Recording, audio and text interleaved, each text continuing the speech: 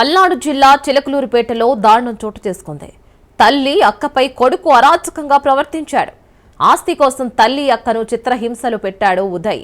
బూతులు తిడుతూ అక్కను కాళ్లతో తన్నాడు తమ్ముడు ఉదయ్. బాధితులు పోలీసులకు ఫిర్యాదు చేసినా పట్టించుకోకపోగా బాధితులపైనే ఎస్సీ ఎస్టీ కేసు నమోదు చేశాడు.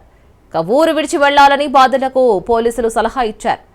ఎమ్మెల్యే ప్రత్తిపాటి పుల్లారావు పేరుతో కొడుకు బెదిరింపులు చేశాడు. అయితే ఉదయ్ దాడి వీడియోను ప్రత్తిపాటికి పంపించినా స్పందించలేదు.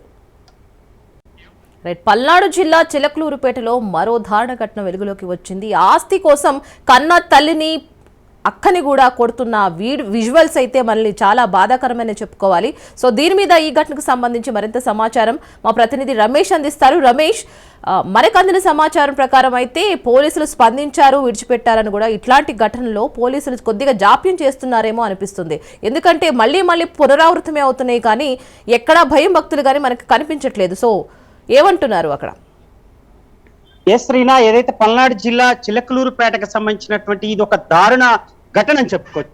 ఎందుకంటే ఒక కోర మృగరాగా కూడా ఒక తల్లి అదేవిధంగా అక్క పైన చేసినటువంటి దాడి, ఆ వీడియో కథ వైరల్ అయినటువంటి నేపథ్యంలో అటు సభ్య సమాజం కూడా సిగ్గుపడాల్సినటువంటి అంశం అని చెప్పుకోవచ్చు. ఎందుకంటే సాక్షాత్తు పెంచి కన్న తల్లి పెద్ద చేసినటువంటి వ్యక్తిని ఈ విధంగా ఒక తల్లి అక్కపై చేసినటువంటి దాడి పోలీసులు కూడా చోద్యం చూస్తున్నటువంటి పరిస్థితి కనపడుతుంది. ఎందుకంటే కేవలం ఆస్తి అడిగినందుకు, ఒక తల్లిని అక్కకి ఇవ్వాల్సినటువంటి ఆస్తిని అడిగినందుకు భార్య ముందే కూడా ఆమెపై దాడి చేయటం, అటు అమానుషంగా మాట్లాడినటువంటి మాటలు కూడా ఎవరు విలనేలటువంటి తిట్లు కూడా తిడుతూ ఆమె పైన దాడి చేసినటువంటి పరిస్థితి కనపడుతుంది. అయితే ఆ దాడి చేసినటువంటి సమయంలో రీనా మనం ఒక్కసారి చూడాలి ఆ వీడియో.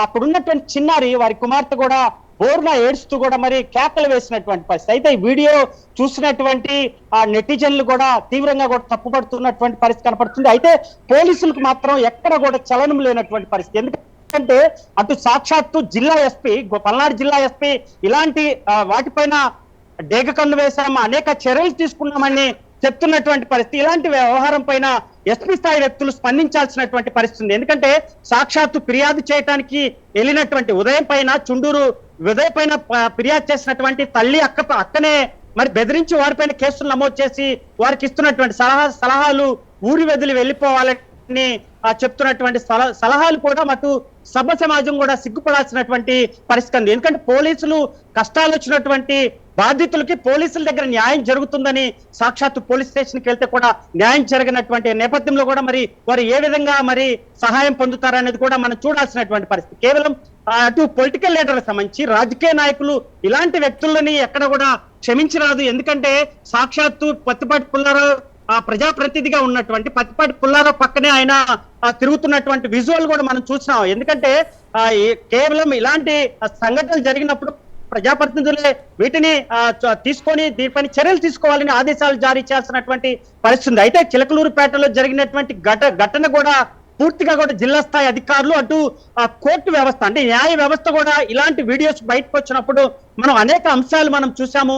ఇలాంటి కేసులు వచ్చినప్పుడు కోర్టు కూడా సుమోటోగా తీసుకోవాల్సినటువంటి బాధ్యత పోలీసు వ్యవస్థ, అటు న్యాయ వ్యవస్థ పైన ఉంది. ఎందుకంటే పోలీసులు న్యాయం జరగనప్పుడు అటు క్షేత్రస్థాయిలో నియోజకవర్గాల్లో ఎక్కడికక్కడ కూడా అధికార పార్టీకి సంబంధించినటువంటి ఎమ్మెల్యేలు ఇలాంటి వాటిపైన చర్యలు తీసుకోకుండా పోలీసులకి అడ్డుకట్ట వేస్తున్నటువంటి పరిస్థితి కనపడుతుంది. ఈ నేపథ్యంలోనే న్యాయ వ్యవస్థలు కూడా దీనిపైన సుమోటోగా తీసుకోవాల్సినటువంటి బాధ్యత ఉంది. ఏదైతే దాడి జరిగినటువంటి అక్కకి తల్లికి ఏదైతే పోలీసులు న్యాయం చేయకపోతే న్యాయ వ్యవస్థ కూడా దీన్ని సుమోటోగా తీసుకోవాల్సినటువంటి బాధ్యత ఉంది. ఇప్పటికైనా పోలీసు జిల్లా స్థాయి అధికారులు ఉదయం ఏదైతే దాడి చేశారో ఆ వీడియో బయటకు వచ్చినటువంటి నేపథ్యంలో కూడా దీనిపైన జిల్లా స్థాయి పోలీస్ అధికారులు మరి వారికి న్యాయం చేసి వారు ఏదైతే ఇబ్బంది పడుతున్నారో వారికి చర్యలు తీసుకొని వారికి న్యాయం చేయాల్సినటువంటి బాధ్యత పోలీస్ అధికారుల పని. మరి ఆ దశగా మరి అటు పోలీస్ అధికారులు కానీ స్థానికంగా ఉన్నటువంటి పోలీసులు న్యాయం చేస్తారా లేదా అనేది కూడా చూడాలి. ఏదైతే మరి ఇప్పటికే బాధితులు పోలీస్ స్టేషన్ కి మరి